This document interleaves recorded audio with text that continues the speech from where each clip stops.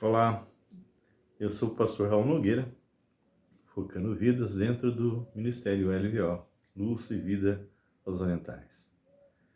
E hoje nós vamos estar gravando uma live que eu deveria ter feito na quarta-feira, mas nós tivemos algumas dificuldades, alguns problemas, e eu acabei não gravando. E vamos estar falando a respeito de um tema bem interessante. Será que uma pessoa pode mudar? Será que Deus pode realmente refazer alguma coisa? Possa, de algo totalmente desencontrado, fora do trilho, será que Ele pode fazer com que aquelas pessoas ou aquele povo realmente possa retornar a um ponto que Ele quer que nós estejamos? Então é isso que nós vamos falar um pouco a respeito hoje. Você crê que Deus pode transformar a sua vida independente do que você é, do que você já fez? Então, é isso que nós vamos falar um pouquinho hoje. O capítulo que nós vamos trabalhar é Jeremias 18. Sempre que eu estou ministrando alguma coisa, eu sempre estou usando uma palavra que eu acabei de estudar, acabei de ler. Então, nós estamos lendo agora o livro de Jeremias. E Jeremias 18 é um livro que fala a respeito da restauração do povo de Israel. Não é nem de uma pessoa somente, mas de todo um povo. Mas por trás disso existe algumas coisas que nós temos que entender que a aplicabilidade pode ser feita individualmente. Porque se restaura um povo, é porque cada pessoa desse povo será restaurada. Isso no sentido macro, que é o que nós vamos ver, ou no sentido micro. Então, nós vamos estar analisando Jeremias 18 para a gente entender quem é esse Deus restaurador, quem é esse Deus que transforma vidas. Amém? Antes disso, nós vamos orar. Nós queremos realmente agradecer a Deus por uma série de bênçãos que Deus tem feito em nossas vidas, na vida da minha família. Você ora comigo. Hoje, infelizmente, você não vai ter condições de colocar o seu pedido, mas nós vamos estar orando por todos que vierem assistir, seja entrando no Face ou seja entrando lá no YouTube, no Raul Nogueira canal. Então, queridos, que vocês possam estar atentos àquilo que nós vamos falar, porque é uma passagem muito interessante, é uma passagem bem forte. Lógico que é uma palavra escatológica, é uma palavra que fala a respeito de um povo e do seu futuro, da sua restauração. Então, nós vamos estar trabalhando, eu acredito que vai ser mais de uma live, devido ao texto ser muito grande e interessante, tá bem? Então, vamos orar? Deus vivo, Deus poderoso, nós colocamos aqui, Senhor, as nossas vidas, pedindo, Pai, que o Senhor esteja tratando do meu coração, da minha mente, da minha palavra, que o Senhor possa estar me conduzindo, iluminando os textos. Visita hoje, Senhor, teu servo, e eu te peço por aquelas pessoas que estão adoentadas, que estão enfermas, Senhor. Eu lembro a Lica, Senhor, que tem feito realmente aplicações por causa da oncologia, que o Senhor restaure ela, que o Senhor fortifique ela, que ela possa voltar, Deus, ao que ela sempre foi. Lembramos, ó Deus, a Rebeca, do teu servo, Evaldo, que ela também possa ser completamente restaurada. Obrigado, Pai, pela vida do Chiquito, Senhor, que foi restaurado, que está já caminhando, já dentro da sua rotina normal. Que o Senhor realmente possa restaurá-lo completamente, sem nenhum tipo de sequela. Lembramos novamente o Sebastião e o Davizinho, as duas crianças, que hoje, devido a problemas diferentes, um de câncer e outro com respeito ao tônus muscular, hoje, com a idade que eles têm, ainda bem pequenininhos, estão reaprendendo a andar e a falar. Pai, eu lembro também a Paulinha Tsai, que o Senhor possa também restaurá-la completamente, Senhor. Oh, Deus, são servos, são pessoas muito queridas nossas. Que lembramos, ó Pai, da mãe da Ruth, que o Senhor continue dando sabedoria a Ruth para cuidar da sua mãe. E que o Senhor mesmo possa estar ali presente. Entregamos a Deus outros que estão adoentados, outros que estão com problema, que nem o Rafael, Deus, que teve hidrocefalia, colocando uma válvula na sua cabeça, e aos poucos ele tem caminhado um pouco melhor, apesar do AVC que ele teve.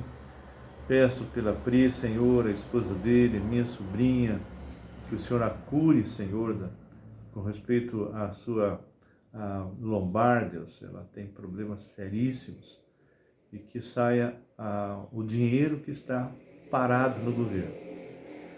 Entrego qualquer outra pessoa, Deus, que esteja doente, que esteja enferma, que esteja com problemas quer físicos, quer seja psicológicos.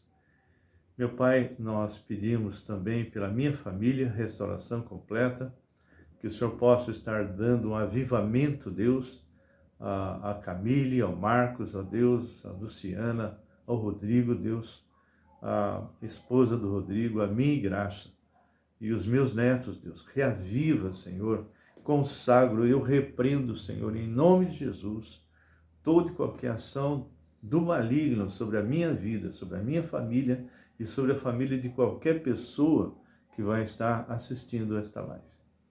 Agradecemos, ó Pai, pelo privilégio que temos ainda com liberdade de fazer essa gravação. Em nome de Jesus. Amém e amém. Ok, queridos? Aqui no capítulo 18 de Jeremias, nós temos realmente um princípio interessante. O princípio do Criador, que controla a sua criação e que restaura a sua criação e que pode disciplinar a sua criação. O nosso Deus não é um Deus que criou a humanidade e jogou e deixou ao léu, não. Ele cuida, ele está no controle. Deus continua no controle de todas as coisas.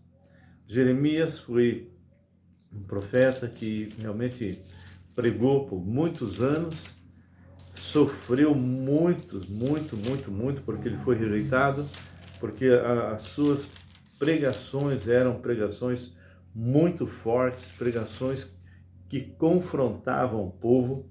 Então, ele é até chamado profeta chorão, não é?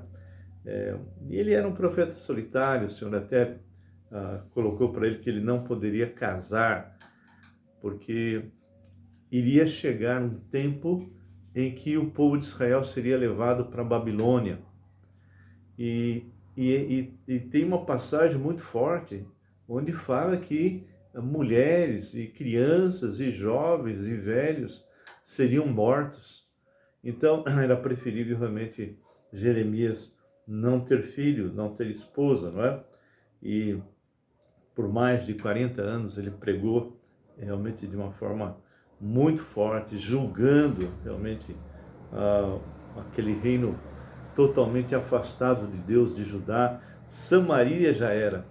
As 10 tribos lá em Samaria já tinham sido enviadas, o povo para tudo quanto é lado, e os assírios trouxeram outros povos ali, e houve então algo misto, uma mistura daquele povo descendente de Abraão com vários outros povos, então surgindo ali os samaritanos. A gente percebe que ele foi muitas e muitas vezes espancado, não é? Sofreu aprisionamento. Olha, a vida de Jeremias, realmente, a vida de servos fiéis, mesmo nos dias de hoje, são assim, momentos muito difíceis, não é? Todos quantos querem viver piedosamente em Cristo Jesus serão perseguidos. E a gente percebe que ele realmente começa o ministério mais ou menos com 20 anos de idade, dura 40 anos, então lá pelos seus 60 anos é que ele estava terminando, não é? E é interessante que a palavra de Deus nos mostra que ele chegou realmente a ter problemas em todos os sentidos, até coisas que ele havia escrito, né? Que chegou, que nem isso que está na nossa mão agora, que ele precisou usar o seu secretário, né? Alguém que escrevesse por ele. Escritas de Jeremias foram totalmente destruídas, ele teve que refazer, não é? Então a gente percebe que Jeremias, ele foi até o fim um servo fiel, um servo que pregava a verdade, e o povo de Judá não ouvia. E quando as forças de Nabucodonosor realmente conquistaram Jerusalém, isso lá pelos idos de 586 a.C., não é? A gente percebe realmente que Deus estava com Jeremias como ele mesmo falou que ia estar. E aí a fama de Jeremias era tão forte que ultrapassava assim, as fronteiras de Judá, a ponto de que ele teve assim o direito de escolher se ele queria ou não ir para a Babilônia ou ficar em Jerusalém, não é? Permanecer ali. E ele prefere a segunda opção, ele preferiu ficar em Jerusalém, apesar de tudo já que estava acontecendo, mas depois um grupo de pessoas que não quiseram realmente se submeter a Nabucodonosor acabaram levando Jeremias para o Egito. Ele ainda pregou um certo tempo lá e depois então morreu. Bem, é interessante que Deus, ele é compassivo. Deus, ele é compassivo, Deus é misericordioso, mas ele não faz média com o pecado. Ele confronta o pecador. Ele ama o pecador, mas não o que o pecador faz. Então aqui, nessa passagem, ele vai usar realmente uma ilustração muito forte. Aqui diz assim, Jeremias 18:1. Palavra do Senhor que veio a Jeremias dizendo: Dispõe-te, desce à casa do oleiro, e lá ouvirás as minhas palavras. Então, você já deve ter visto em filme ou mesmo pessoalmente um oleiro, alguém que realmente molda um vaso, não é? É bem interessante, eu já vi isso de perto. Então, aqui Jeremias descia à casa do oleiro, e eis que ele estava entregue à sua obra sobre as rodas. Então, à medida que isso é algo bem antigo, né? Muitos até hoje fazem isso em algumas partes, mesmo do Brasil, no Nordeste, em outros lugares, para moldar os seus vasos. Então ele vai como se fosse apertando um pedal, aí vai girando e ele vai dando então assim a forma do vaso que ele quer. E diz no versículo 4, como o vaso que o oleiro fazia de barro se lhe estragou na mão, tornou a fazer dele outro vaso. Nós vamos explicar isso aqui, segundo bem lhe pareceu. Então, conversando com algumas pessoas que fizeram estudos mais profundos a respeito desse tipo de trabalho, normalmente quando esse barro, essa argila chega nas mãos lá do oleiro, que vem muitas vezes em sacos de estopa, o próprio oleiro, alguém encarregado, alguém que trabalha para ele, pega um pedaço de pau, alguma coisa, e começa a bater nesse saco. E bate muito. E por que está fazendo isso? Porque normalmente essa argila vem com muitas pedras, com muitas coisas duras. E ele então bate até amolecer de tal forma que aí fica preparado para que ele possa colocar aquela argila para então ser trabalhada e ser transformada num vaso. Agora, quando nós entendermos o que ele vai falar, nós vamos perceber que esse vaso que será feito, esse oleiro, é uma ilustração de Deus e de cada um de nós. Então, quando o Senhor nos chama para realmente moldar a cada um de nós, moldar o barro, transformando ele num vaso, num bonito vaso, primeiro ele teve que socar muito esse barro, bater de tal forma que todas as coisas duras, endurecidas, começam a amolecer. E é assim que Deus faz conosco. Nós muitas vezes temos um coração duro, nós temos raiz de amargura profunda, ira guardada. Nós muitas vezes temos assim atitudes totalmente contrárias ao amor de Deus. E Deus precisa, quando ele realmente pega esse servo na mão, precisa socar, né? Precisa bater bem batido para que esse homem possa realmente se dobrar, se humilhar, possa se arrepender. E há pessoas muito duras que precisam realmente, à semelhança desse saco de barro, receber pauladas muitas vezes difíceis, duras, para que ele possa entender que aquilo que ele está guardando no seu interior, o seu mundo interior, está inclusive gerando doenças físicas, psicossomáticas. Quantas pessoas que eu conheço que carregam por muito tempo muita ira, muito ódio, muita raiz de amargura contra pessoas, e ao mesmo tempo fala: eu sou filho de Deus, eu amo o Senhor, mas ele está amarrado nisso de tal maneira que ele não consegue viver a vida que Deus quer que ele viva. Então vamos entender agora, nós já sabemos então que cada um de nós precisamos receber realmente um trabalho forte de Deus, de tal maneira que a gente possa realmente se humilhar diante do Senhor, compreender qual é a vontade de Deus para as nossas vidas e fazer com que esse Deus então seja honrado através das nossas vidas.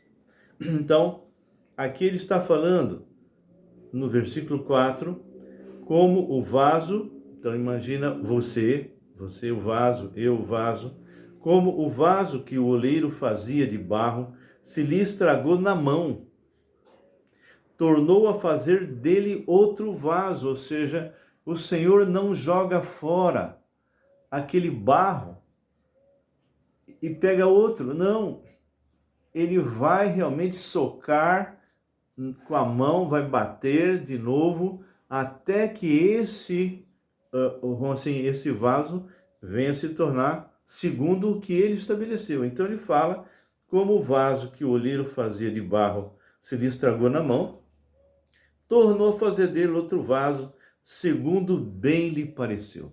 Então, Deus tem planos para a tua vida. Deus te escolheu antes da fundação do mundo para que você seja santo e irrepreensível diante dele. Mas ele não pode usar você, mesmo que você tenha dons. Eu quero sempre ressaltar isso. O pessoal da igreja de Coríntios tinham todos os dons, mas eles eram carnais. Os dons não significam santidade. Os dons simplesmente é dado para qualquer pessoa que se converte. Qualquer pessoa que nasceu de novo em Cristo Jesus tem dons, mas esses dons, eles só vão honrar a quem deu, ou seja, Deus, se você realmente está em santidade, você está buscando o Senhor.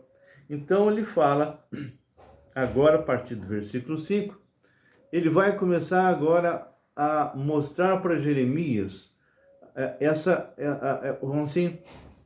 essa analogia tão forte que ele vai fazer com respeito ao povo de Israel. Então, ele diz assim, no versículo 5, Então veio a mim a palavra do Senhor: não poderei eu fazer de vós como fez este oleiro? Então, Deus está perguntando para você: será que eu, Deus, não posso fazer de você exatamente aquilo que eu quero que você seja, para que você realmente possa ser útil nas minhas mãos? Não poderei eu fazer de vós como fez este oleiro, porque o nosso Deus é o oleiro verdadeiro. O nosso Deus é aquele que está nos moldando, não é? Ó casa de Israel. Então ele está falando para a casa de Israel. Diz o Senhor: eis que, como barro na mão do oleiro, assim sois vós na minha mão, ó casa de Israel. Quando ele fala casa de Israel, ele está incluindo todos, não apenas Judá.